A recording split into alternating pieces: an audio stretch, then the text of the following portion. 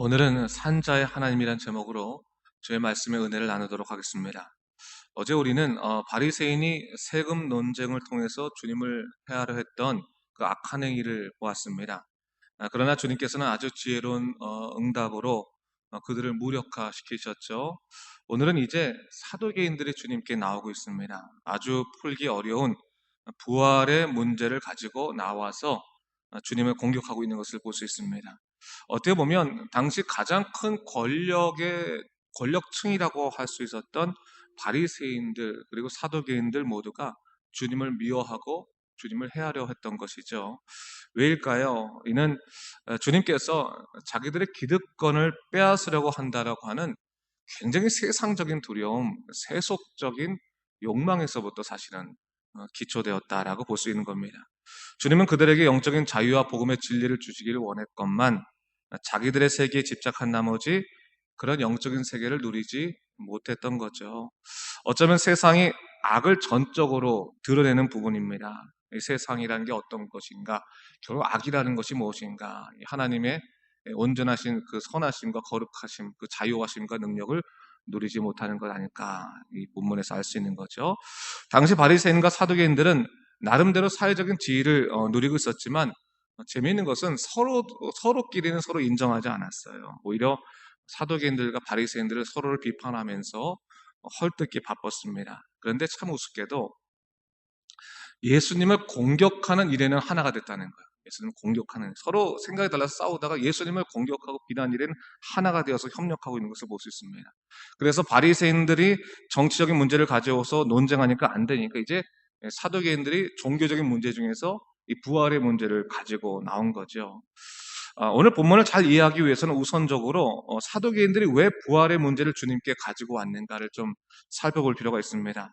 사도계는 당시 귀족적인 제사장 가문에 속하였던 사람들로 성전의 소득세를 통해서 살았던 사람들입니다. 그들의 명칭은 이 명칭인 사도계는 사실 솔로몬 시대의 제사장 사독에서부터 비롯된 말이죠. 그래서 바리새인들과 달리 그들은 모세 오경만이 율법이라고 봤습니다.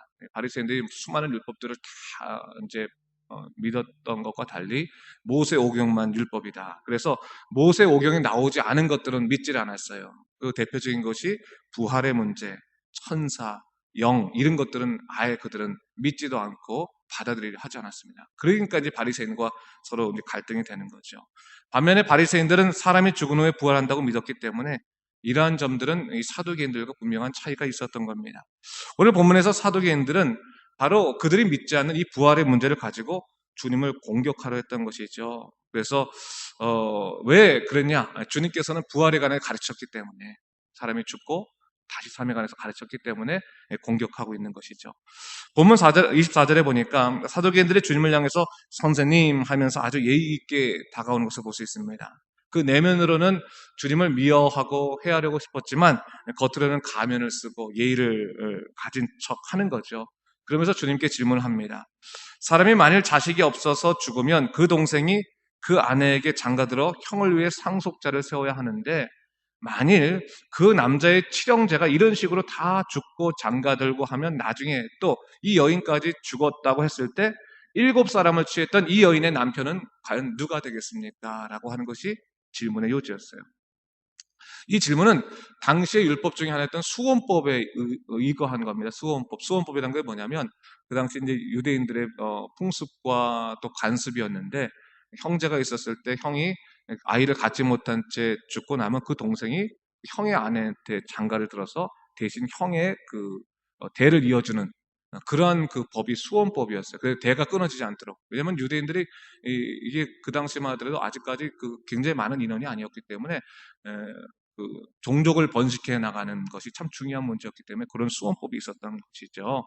근데 이 수원법을 갖고 사두개인들이 공격하는 겁니다. 아마도 이 공격은 주님에게 공격하기 위해서 특별히 만들어졌다기보다는 당시 부활을 주장하는 바리새인들을 희롱하기 위해서 또 비웃기 위해서 사두개인들이 했던 질문인 것 같아요. 그 질문이 있어. 그러니까 야 그러면 너희들 그게 부활한다면 그럼 이렇게 되면 누구가 남편이냐? 이렇게 묻는 그런 질문이었다는 거지요. 교리적인 논쟁거리를 만드는 그러한 거였다고 볼 수 있습니다. 이에 대해서 주님께서 뭐라고 대답하고 계십니까? 제가 우선적으로 29절과 29절부터 30절까지 말씀을 읽어보겠습니다. 한번 보세요, 여러분.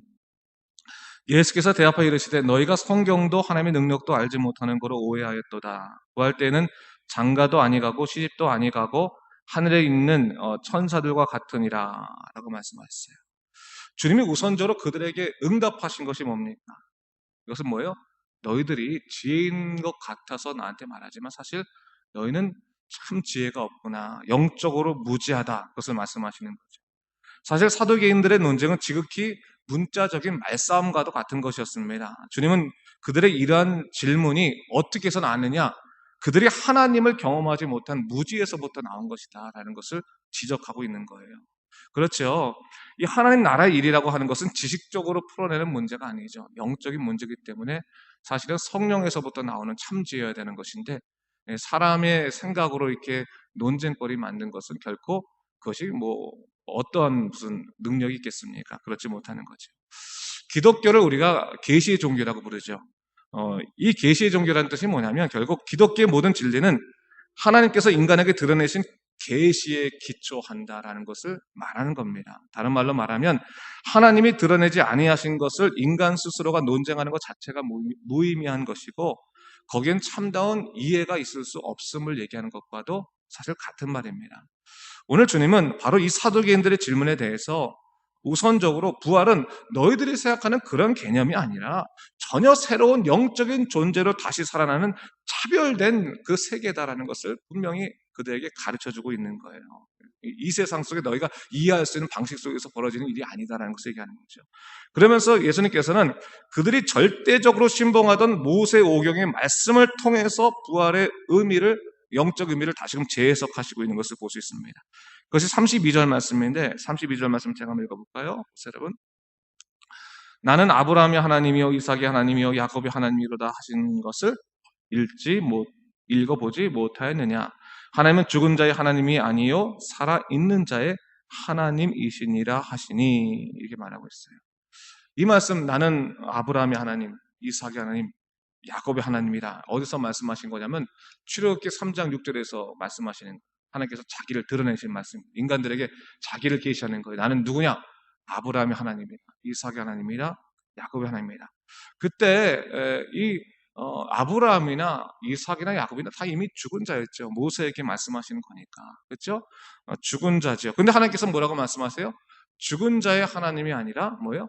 산 자의 하나님이다 라고 말씀하셨다고 하는 것을 여기서 얘기하는 거예요.